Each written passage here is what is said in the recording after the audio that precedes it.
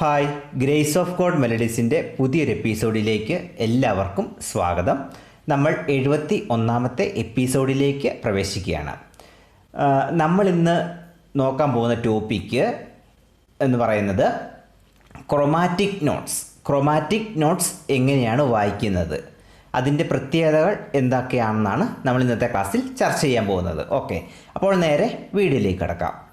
Chromatic notes എന്ന് പറയുന്നത് ആ ക്രോമാറ്റിക് നോട്ട്സ് വായിക്കുമ്പോൾ അതിന് സങ്കടത്തിൻ്റേതായിട്ടുള്ളതോ സന്തോഷത്തിൻ്റേതായിട്ടുള്ള യാതൊരു ബന്ധവും ആ നോട്ട്സുകളിൽ ഉണ്ടായിരിക്കുകയില്ല. എന്നാൽ ആ ക്രോമാറ്റിക് നോട്ട്സ് ഉപയോഗിച്ചുള്ള പാട്ടുകൾ നമ്മുടെ കമ്പോസേഴ്സ് കമ്പോസ് ചെയ്തിട്ടുണ്ട്, സിനിമ പാട്ടുകൾ ചെയ്തിട്ടുണ്ട്.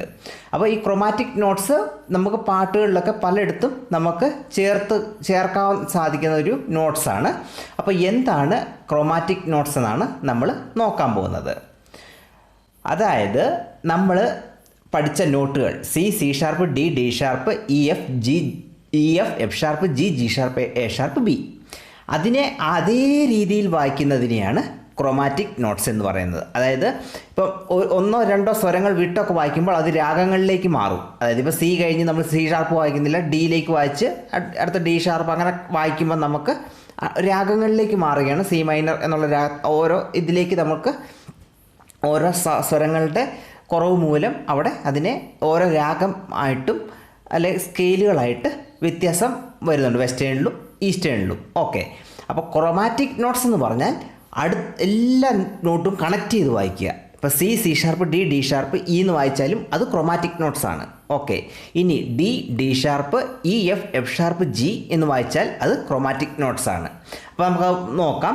അതായത് ക്രോമാറ്റിക് നോട്ട്സ് എന്ന് പറയുന്നത് അടുപ്പിച്ചുള്ള, അതായത് C sharp, D sharp, F sharp, G sharp, A sharp, B, ഇതിനെ അതേ രൂപത്തിൽ വായിക്കുന്നതിനെയാണ് ക്രോമാറ്റിക് നോട്ട്സ് എന്ന് പറയുന്നത്. അത് ചിലപ്പോൾ 5 നോട്ടായിരിക്കും. 5 നോട്ടുകൾ എന്ന് പറയുന്നത് ചിലപ്പോൾ അത് ഒരേ ഓർഡറിൽ തന്നെ ആയിരിക്കും. അതായത് ഇപ്പോൾ ഞാൻ കാണിച്ചു തരാം.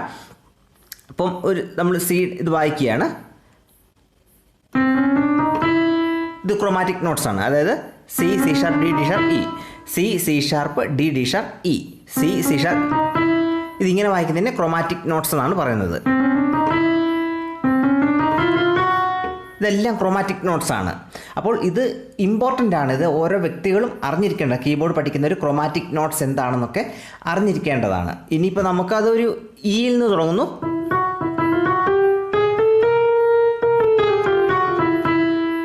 അപ്പം അത് എങ്ങനെ വായിച്ചാലും അടുപ്പിച്ച് തന്നെ ഒരു നോട്ട് പോലും വിടാതെ അതിൻ്റെ തൊട്ട് അടുത്തടുത്ത് കിടക്കുന്ന എല്ലാ നോട്ടുകളും വായിച്ചു പോകുന്നതിനെയാണ് ക്രോമാറ്റിക് നോട്ട്സ് എന്ന് പറയുന്നത്. അത് വളരെ എളുപ്പം നമുക്ക് വായിക്കാം. C sharp, D sharp, E, F ഇങ്ങനെ വായിക്കുന്നതിനെയാണ്. അതായത് ഒരു നോട്ട് പോലും അങ്ങോട്ടും ഇങ്ങോട്ടും വേരിയേഷൻ ഇല്ല.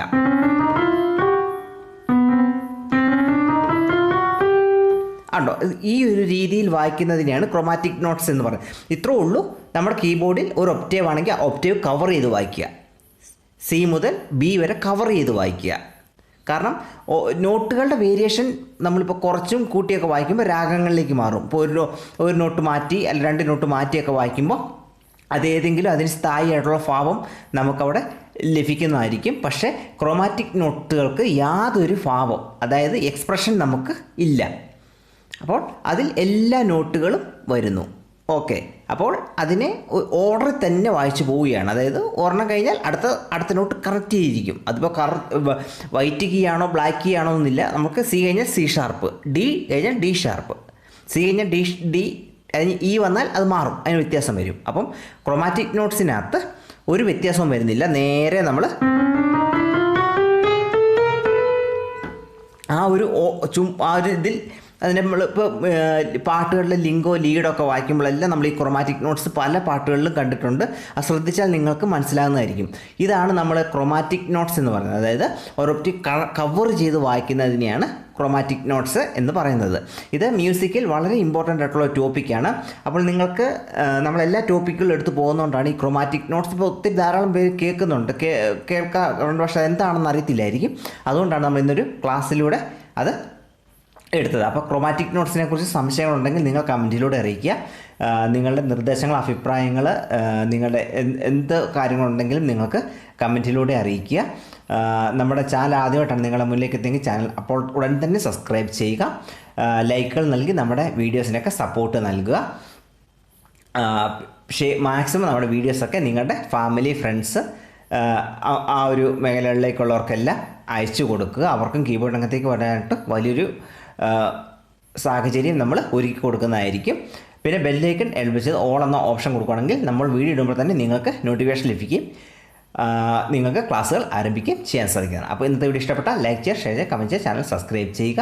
അടുത്ത ക്ലാസ്സിൽ പുതിയൊരു വീഡിയോ ഇട്ട് കാണാം. Thank you.